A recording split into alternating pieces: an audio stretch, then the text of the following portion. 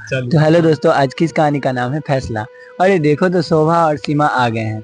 बाबूजी ने खुश होते हुए मम्मी और ऋतिक से कहा। सीमा 7 साल की थी। उसे एक गायन प्रतियोगिता में प्रथम पुरस्कार के रूप में श्रेष्ठ कला अवार्ड मिला था। कार्यक्रम में नगर के महापौर मुख्य अतिथि थे। वे गाने से बहुत प्रभावित हुए और दूसरे दिन शहीद चौक पर होने वाले आज़ादी की 50वीं वर्षगांठ के अवसर पर गाने के लिए आमंत्रित किया।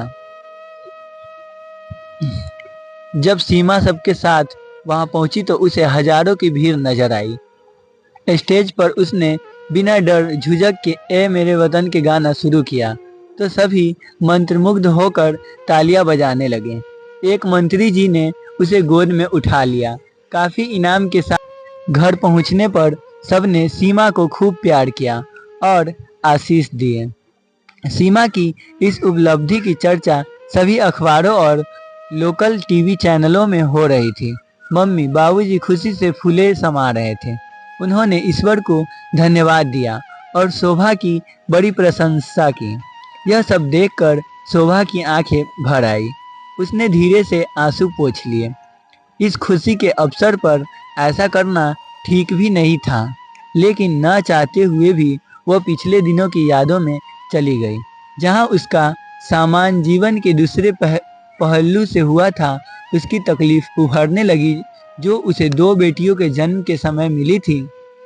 शादी के दूसरे साल मां बनने की खुशखबरी का पता चलते सब बेटे पोते को लेकर सपने बुनने लगे, इसलिए जांच कर निश्चित होना चाहते थे। लड़की की बात सुनकर एवार्सन के लिए जब मैं डॉक्टर से चर्चा की तो उन्होंने पहले बच्चों के समय ऐसा करने से मना कर दिया, क्योंकि उसने आगे तकलीफ हो सकती थी। सही समय पर बेटी हुई, लेकिन थोड़ी कमजोर थी। सबके चेहरे पर बुझे से थे, क्योंकि उसकी इच्छा पूरी जो न हुई थी। घर आने के बाद भी कहीं खुशी का माहौल नहीं नजर आ रहा था। उचित देखभाल न होने के कारण शोभा भी एनीमिकी हो गई। बच्ची तो कमजोर ही थी। डॉक्टर के कहने दूध फल दवाइयाँ तो शुरू हो गई, पर असर नहीं हो रहा था। अच्छी सेहत के साथ साथ वातावरण भी तो स्वस्थ होना चाहिए, जो नहीं था। ऋतिक का रवैया इन सालों में बिल्कुल नहीं बदला था। ऑफिस से शाम को घर आकर थोड़ी देर बाद दोस्तों के साथ चल देते। आने में 1-2 तो बजते ही थे। शोभा कितना समझाती कि अब आप पिता बन गए हैं, अपना व्यवहार बदल लीजिए, मगर ऋतिक पर कोई फर्क नहीं पड़ता। मम्मी जी बाबूजी उनको समझाने की बजाय शोभा को ही गलत ठहराते कि तुम ही झगड़ती हो, इसलिए वो घर समय पर नहीं आता है। एक दिन तो ही हो गई। रोज की तरह शोभा ऋतिक की राह देख रही थी। हालांकि बेटी को संभालते थकी रहती थी। नींद आने लगती, मगर पति के घर नहीं आए हो तो चाह कर भी नहीं सोया जाता। काफी समय गुजर गया तो वह नीचे आई तो देखे ये तो बाबूजी के कमरे में सो रहे थे। मन गुस्से से भर गया। मैं यहाँ परेशान हो रही हूँ और ये जनाब मजे से सोए हैं। इसी बीच बाबूजी जाग गए और शोभा से कहने लगे, बहू, मुन्ना 1 घंटे पहले आ गया था। मैंने ही कहा यही सो जाओ, ऊपर शोभा लड़ती है ना। यह सुनकर शोभा बिना कुछ कहे सुने अपने कमरे में आ गई और खूब देर रोती रही। क्या करे समझ नहीं आ रहा था। कुछ समय बाद कॉलेज में शोभा ने नौकरी करने की इच्छा सबके सामने जाहिर की, जिससे उसका मन लगा रहे। उस समय तो आसानी से कॉलेज में नौकरी मिल जाती थी और पिताजी की भी काफी पहचान थी। मगर यह बात सुनते ही बाबूजी गुस्सा होकर कहने लगे, हमारे घर में बहुएं नौकरी नहीं करती, फिर जरूरत है। अभी तो वैसे ही तेज स्वभाव है, नौकरी करने लगेगी तो पता नहीं क्या होगा। ऋतिक पर और कब्जा जमाने लगोगी। शोभा पढ़े लिखे परिवार की सोच पर हैरान थी। उसकी ननद कॉलेज में ही पढ़ाती है। 2 तरह के व्यवहार उसके सामने थे। ऋतिक से थोड़ी उम्मीद थी कि वो शोभा के लिए कुछ कहेंगे, पर कुछ नहीं हुआ।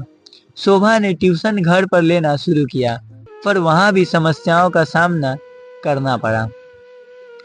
कभी मम्मी को काम में हाथ न बटाने से नाराजगी थी, वही बाबूजी और रोहित उन पर ध्यान न देने के कारण गुड़िया 2 साल की हो गई थी।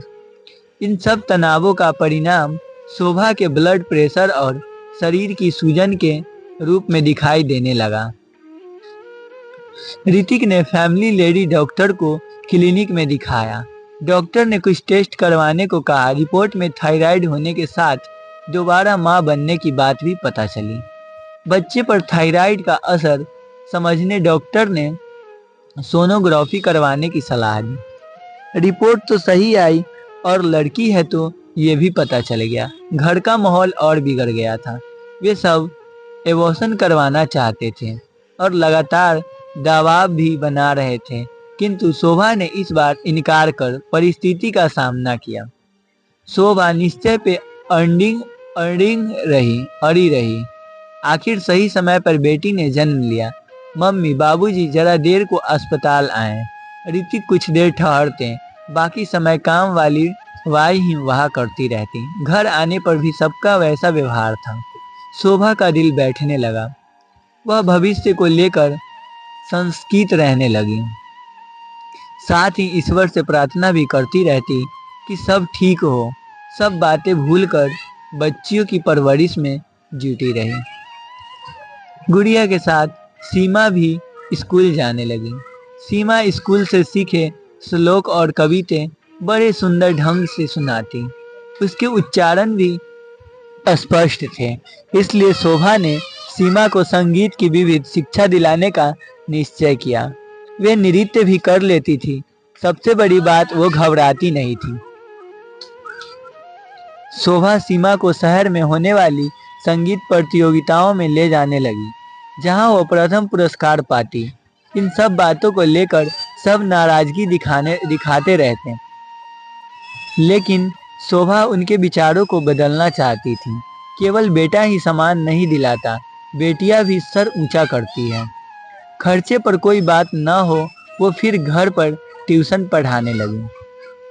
शोभा की मेहनत रंग लाई, जिसके परिणाम स्वरूप सीमा को श्रेष्ठ कला अवार्ड मिला। मम्मी बाबूजी शोभा और सीमा को आशीष देकर बाबूजी कहने लगे कि हम और हमारी सोच गलत थी। केवल बेटा ही नहीं, बेटियां भी सम्मान दिलाती है। तभी ऋतिक आवाज देने लगी, चलो शाम की पार्टी की तैयारी नहीं करनी है। एक खुशनुमा वातावरण बन गया था। बाबूजी ने सीमा के सिर पर हाथ रखते हुए कहा, ईश्वर के दोनों वरदान, बेटी एक समान। तो दोस्तों, आज की ये कहानी आपको कैसी लगी कमेंट बॉक्स में जरूर बताना। चैनल पे नए तो चैनल को सब्सक्राइब करके वीडियो को लाइक करें। मिलते हैं नेक्स्ट वीडियो में, तब तक के लिए धन्यवाद।